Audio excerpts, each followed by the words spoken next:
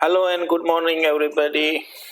आज मैं आपके लिए सी में प्रोग्राम लेके आया हूँ जिसमें मैं आपको सिखाऊंगा कि वेरिएबल का यूज़ कैसे करते हैं और कौन सी कंडीशन में हमको वेरिएबल लेने चाहिए, वेरिएबल का नाम कैसे देना चाहिए। ठीक है। अगले लेक्चर में हमने देखा था कि कोई भी मैसेज है तो स्क्रीन पे प्रिंट कैसे करते हैं। ठीक है।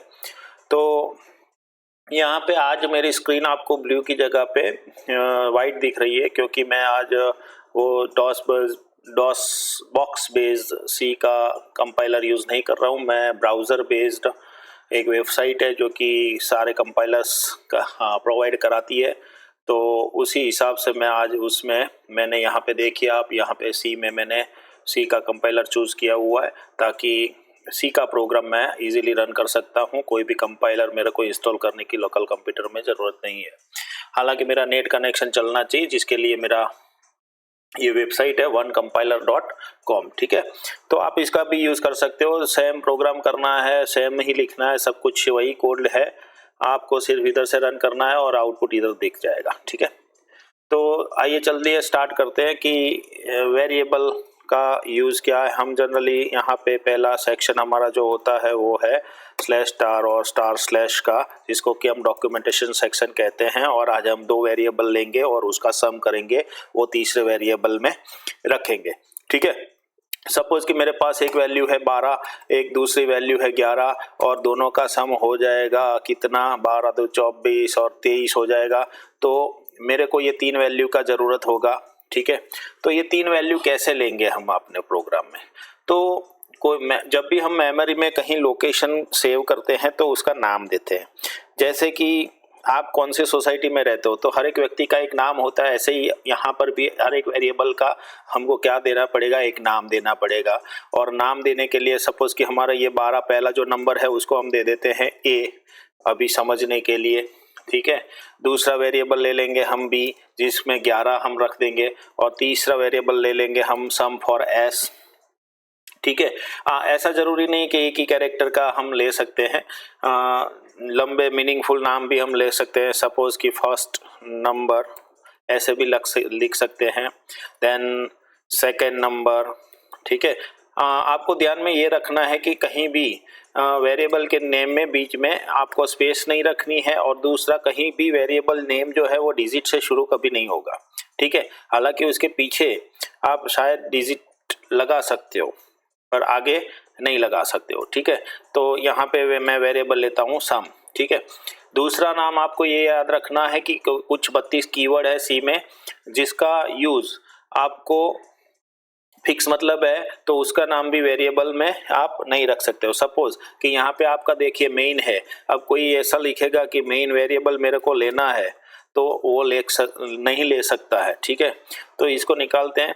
तो एक तो कीवर्ड्स आप वेरिएबल नाम में यूज़ नहीं कर सकते हैं, दूसरा कि स्पेस नहीं छोड़ सकते हैं, बाकी आप कैपिटल स्मॉल आप जो भी चाहिए वो आप ले सकते हैं। तीसरा मैं आपको समझा दूं कि ये और ये दोनों अलग वेरिएबल हो जाएंगे क्योंकि क्योंकि क्योंकि क्योंकि इसमें S कैपिटल में है और इसमें S स्मॉल है। तो आपको याद रखना है कि C is a sensitive language, तो आप वेरिएबल का नाम जो भी देंगे उसी हिसाब से आप उसको एक्सेस कर सकते हैं। तो चलिए, इसीलिए ज़्यादा देर लंबे नाम मैं नहीं लेता हूँ। अभी समझने के लिए हम एक A वेरिएबल ले लेते हैं, दूसरा B वेरिएबल ले लेते हैं। A वेरिएबल में मैंने 12 सेव किया हुआ है, B वेरिएबल में मैंने 11 सेव किया और सब में मेरे को आंसर आना चाहिए 23। अभी सब में 23 रखना नहीं है, पहले इसमें वैल्यू 0 होगी। ठीक है। तो इस हिसाब से मैं प्रोग्राम को रन करता हूँ।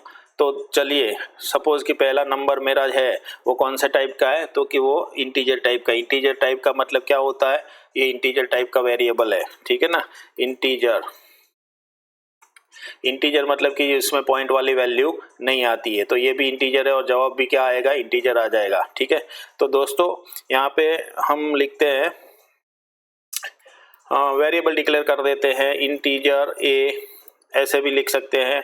और A इक्वल टू कितना देना है, तो कि 12 देना है और सेमीकोलन कर लेंगे। इंटीजर B इक्वल टू कितना देना है, 13 देना है या तो 11 देना है, वो भी रख लेंगे। और sum SUM equal to A plus B, ठीक है, B और सेमीकोलन। तो ये क्या करता है कि जो राइट हैंड साइड में है 12 वो क्या कर देगा, इक्वल टू असाइनमेंट ऑपरेटर बोलते हैं। असाइनमेंट ऑपरेटर के लेफ्ट वाले पार्ट में जो भी वेरिएबल है उसको वो क्या कर देगा, असाइन कर देगा। मतलब कि अभी 12 किस में चला गया, स्टोर कहाँ होगा, A में होगा। 11 किस में चला गया तो कि B में होगा। और A प्लस B करते हैं तो ये कहाँ हो जाएगा, क्या हो जाएगा, A प्लस B, मतलब कि 12 प्लस 11 करके जो भी आंसर आएगा ये पूरा एक्सप्रेशन है और उस एक्सप्रेशन का क्या हो जाएगा, तो उस एक्सप्रेशन का हो जाएगा सम, ठीक है। तो 11 प्लस 12, 12 प्लस 11 मतलब कि सम में 23 आ जाएगा और हम उसको क्या कर लेते हैं, प्रिंट कर लेते हैं। प्रिंट करने के लिए क्या चाहिए, तो कि भाई सम इक्वल टू हमको ये मैसेज दिखना चाहिए, क्या करना चाहिए, देखना चाहिए, ठीक है। तो सपोज यहाँ पे हमने 23 लिख लिया, ठीक है। देखते हैं, रन करके देख लेते हैं A इक्वल टू कितना आना है, ठीक है। देखिए क्या हो गया, मिस्टेक हो गया, क्या है, हाँ क्या है मिस्टेक, तो कि भाई आपने सम नाम का वेरिएबल जो है वो तो डिक्लेयर तो किया ही नहीं है। तो हम यहाँ पे क्या करते हैं, इंटीजर सम इक्वल सम एक वेरिएबल लेते हैं जिसमें कोई वैल्यू नहीं है। फिर से प्रोग्राम को रन करते हैं तो मेरा 23, अभी ये 23 जो है वो मैंने लिखा हुआ है। सपोज कि यहाँ पे मैं 12 कर दूँ, ठीक है, तो मेरा जो सम आना चाहिए वो तो 24 है। तो मैं इसको रन करता हूं तो वो तो 23 बताएगा, क्योंकि हम स्ट्रिंग के अंदर जो लिखते हैं उसको क्या करते हैं, वो तो स्टेटिकली प्रिंट हो जाएगा सम ऑफ 23, तो वो तो वही मैसेज ही प्रिंट हो गया। तो हमको ये 23 की जगह पे हमारा क्या आना चाहिए, सम आना चाहिए। अभी सम आना चाहिए तो ये सम कौन से टाइप का वेरिएबल है, इंटीजर टाइप का वेरिएबल है। तो हम उसको स्ट्रिंग इंटरपोलेशन करेंगे। स्ट्रिंग इंटरपोलेशन मतलब कि ये जो सम रखना है उसकी जगह पे हम क्या कर लेंगे, एक स्पेशल कैरेक्टर है जो कि इंटीजर की जगह पे लिखा जाएगा, वो है %d, ठीक है। %d लिख लेंगे और %d लिखने के बाद ये पहला %d है तो इन्वर्टेड कॉमा खत्म करके कॉमा करके अभी क्या करेंगे कि भाई ये % में किसकी वैल्यू आएगी, तो कि हमारी किसकी वैल्यू आ जाएगी, सम की वैल्यू आ जाएगी, ठीक है। तो अब देखिए कि सम ऑफ %d लिख दिया, %d में किसकी वैल्यू आ जाएगी, तो कि सम की वैल्यू आ जाएगी। तो ये सम की वैल्यू %d में आ जाएगी। तो हमारा जो भी सम इधर से कैलकुलेट होके आएगा, चाहे यहाँ पे 15 हो, 20 हो, 120 हो, उससे कोई फर्क नहीं पड़ता। सपोज 120 120 240 हो जाएगा, ठीक है। तो मैं देखता हूँ रन करके इसको, 120 120 मतलब कि हमारा क्या आना चाहिए, 240 जवाब आना चाहिए, ठीक है। तो आ गया देखो सम ऑफ, ठीक है, 240। अब मेरे को क्या करना है कि मेरे को एक ऐसा मैसेज प्रिंट करना है। अभी मैसेज को मैं पहले कमेंट में लिखता हूँ। कमेंट में कैसे देखते हैं कि भाई मेरे को ऐसा मैसेज चाहिए स्क्रीन पे, सम ऑफ 120 एंड 120 मतलब कि 121 दूसरा नंबर जो भी है इज, ठीक है, 120 और 120 इज 240, ऐसा मेरे को चाहिए, ठीक है। तो क्या कर लेंगे हम, तो कि भाई सम ऑफ %d, ठीक है, %d वो नंबर रहेगा और एंड स्टैटिक रहेगा, फिर से %d रहेगा, ठीक है, और इज और %d रहेगा, ठीक है। तो इस तरह से 3 वेरिएबल का यूज किया एक ही स्टेटमेंट में, प्रिंटफ में, ठीक है। सम ऑफ %d, अब पहला %d जो ये है वो किसके लिए, तो कि वो a के लिए, तो हम कॉमा करके a करेंगे, फिर कॉमा करके b करेंगे और फिर कॉमा करके सम करेंगे। तो मतलब कि मेरा पहला %d प्रिंटफ करता जाएगा, सम ऑफ पहला %d आया, पर पहला %d मतलब कि ये कॉमा करना भी जरूरी है। कॉमा करने के बाद जो पहला कैरेक्टर आएगा वो पहले %d में जाएगा, कॉमा करके दूसरा कैरेक्टर है वो दूसरे %d में जाएगा, कॉमा करके ये पर सम आया तो वो तीसरे %d में जाएगा, ठीक है। देख लेते हैं, इसको रन कर लेते हैं। सम ऑफ 120 इज 240, ठीक है। सपोज कि हम यहाँ पे 12 कर लेते हैं और इसको रन कर लेते हैं, तो देखो हमारा प्रोग्राम में ज़रूरत नहीं है, ठीक है, रन करने की आवश्यकता नहीं है, ठीक है, ओके। तो ये था हमारा प्रोग्राम जिसमें कि हम क्या करते हैं, सम करते हैं। किस कैसी वैल्यू का, इंटीजर वैल्यू का। तो दो प्रकार की वैल्यू होती है, या तो आप ऐसा इंटीजर भी ले सकते हो, या तो कभी भी ऐसा भी होगा कि 12.56 ऐसा फ्लोट पॉइंट वाला वैल्यू भी आ सकता है। तो ये सब पॉइंट वाला जो वैल्यू होता है ना मेरे दोस्तों, तो उसको क्या बोलते हैं, फ्लोटिंग।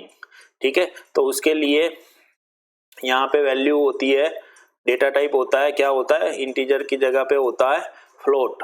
ठीक है, तो हम सारा क्या कर लेते हैं, फ्लोट कर लेते हैं, FLOAT फ्लोट। तो मतलब उसमें आप पॉइंट वाली वैल्यू सेव कर सकते हो। ठीक है, सपोज कि 12.40 और 12.40, तो आपका सम अभी देखो रन करते हैं तो सम ऑफ क्या आ गया, थोड़ा गड़बड़ा गया।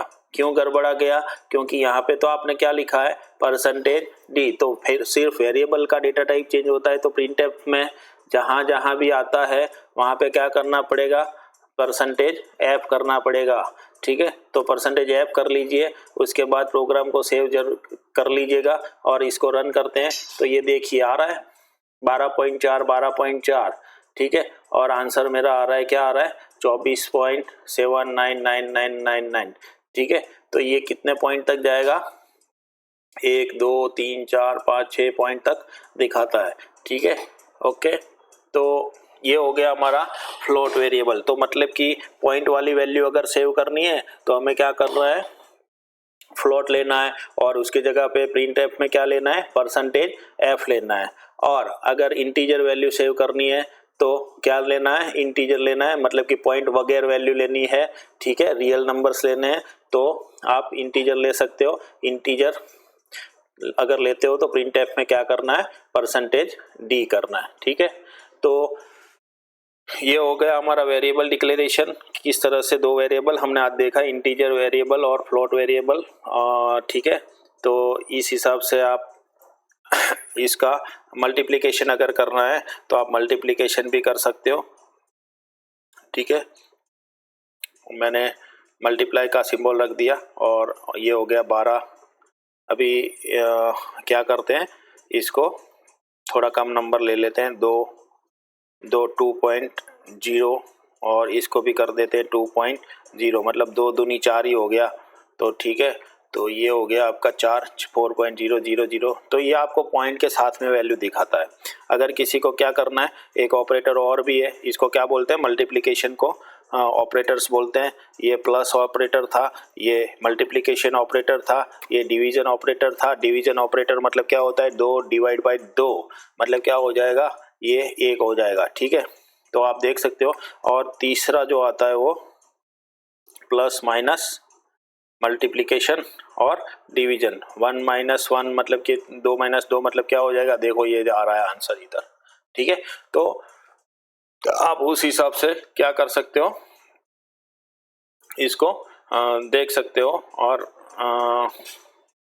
देखो। ठीक है, तो इस हिसाब से आप प्रोग्राम को क्या कर सकते हो, रन कर सकते हो। तो हमने आज देखा इंटीजर फ्लोट डेटा टाइप देखा और 4 तरह का ये ऑपरेटर देखा। ये भी एक ऑपरेटर, ये इक्वल टू जो कि लेफ्ट साइड के राइट साइड की जो वैल्यू या एक्सप्रेशन है उसको क्या करता है, लेफ्ट हैंड साइड में जो भी वेरिएबल दिया हुआ है उसको वो दे देता है। ठीक है, तो मतलब a - b करके ये लेफ्ट हैंड साइड में सम लिखा है तो उसमें दे देगा। सपोज कि हम यहाँ पे a कर दे, ठीक है, तो क्या हो जाएगा, तो आप देख सकते हो कि मैंने क्या किया, ए में से पहले ए की वैल्यू क्या थी, 2 थी, और बी की वैल्यू क्या थी, 2 थी। ए में से बी जाएगा तो 0 हो जाएगा, तो ये 0 जो हो जाएगा वो ए को दे देगा, मतलब ए का 2 जो है वो 0 हो जाएगा। और सम में क्या है, तो सम में पता नहीं क्या है, क्योंकि हमने तो कहीं सम में कोई वैल्यू रखी ही नहीं है, तो वो उसको बोलते हैं गार्बेज वैल्यू। तो अभी ये गार्बेज वैल्यू दिखाएगा।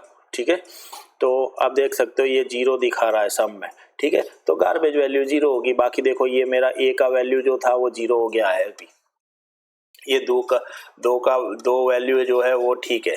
ठीक है, तो इस हिसाब से आप ऑपरेटर का यूज़ कर लीजिएगा और आप ऑपरेटर देख लीजिएगा, प्लस माइनस मल्टीप्लिकेशन और डिवीजन, इंटीजर और फ्लोट वेरिएबल। आप डेटा टाइप कौन सा लेना है, ये 2 डेटा टाइप है और 2 डेटा टाइप को देख लीजिएगा। ठीक है, तो इस हिसाब से आप मेरे लिए एक एक्सरसाइज कर लीजिएगा और एक्सरसाइज कौन सी करनी है आपको, तो एक्सरसाइज में करना है आपको इंटरेस्ट कैलकुलेशन करना है। इंटरेस्ट कैलकुलेशन का आपका फॉर्मूला जो है वो है PRN डिवाइडेड बाय 100, ठीक है। तो ये फॉर्मूला हो जाएगा। तो आपको कितने वेरिएबल लेने हैं, तो अभी मैं आपको हिंट के लिए दिखा देता हूँ आपको कितने वेरिएबल लेना है। तो 1 2 3 और 4 वेरिएबल लेने हैं, फिर इसका मल्टीप्लिकेशन डिवीजन करना है और जो भी आंसर आएगा वो आपका क्या हो जाएगा, इंटरेस्ट हो जाएगा, सिंपल इंटरेस्ट, ठीक है।